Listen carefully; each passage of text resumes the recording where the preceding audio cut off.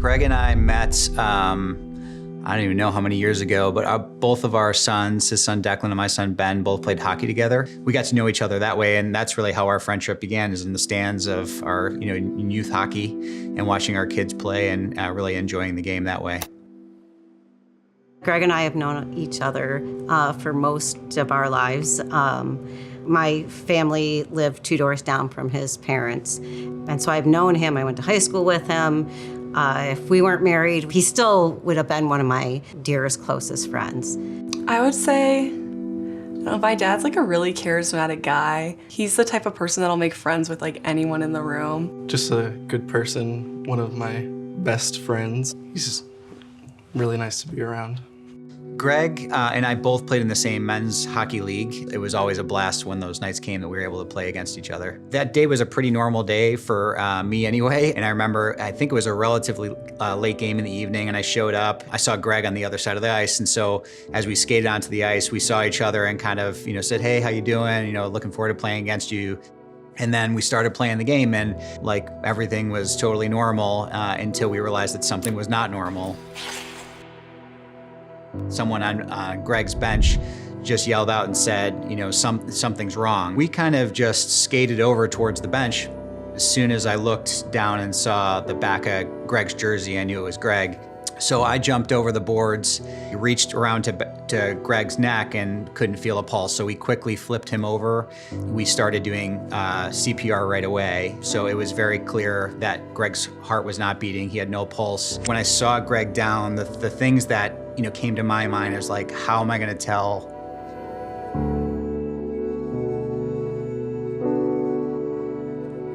What am I gonna say to my son and to Declan?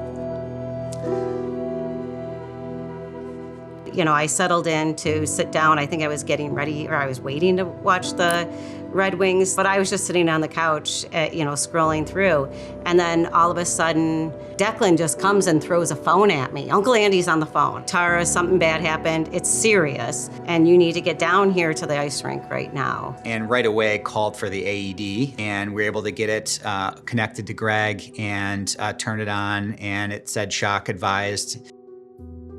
I drove down to the ice rink, and then I did say, is this about his heart? And Greg told me earlier in the week, there was a time that the two of us were running, and we're like literally around the block. He was concerned about having chest pains. I don't want to die playing hockey, Tara. And I'm like, call your doctor and make an appointment, and he just never got a chance to do that.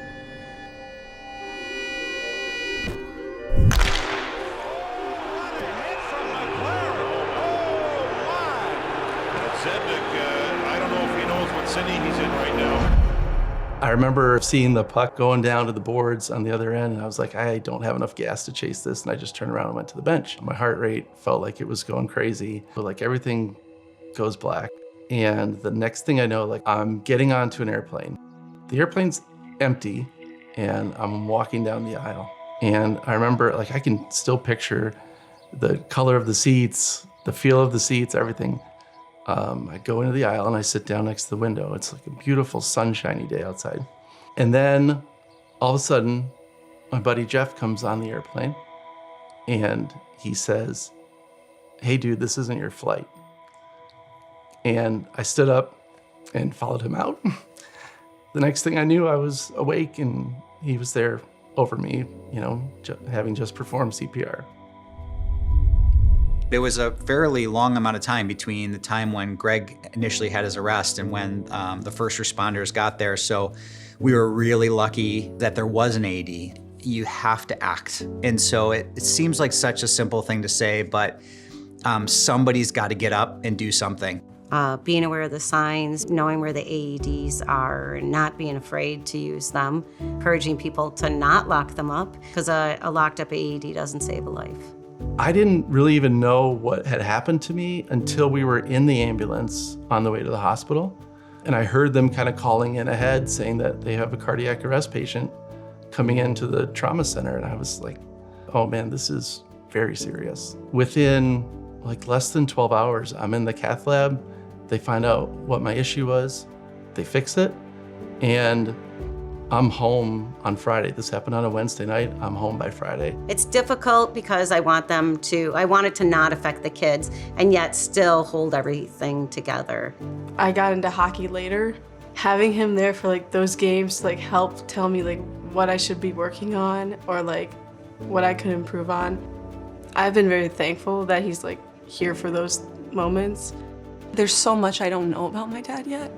And like imagining that that I like would never like learn those things.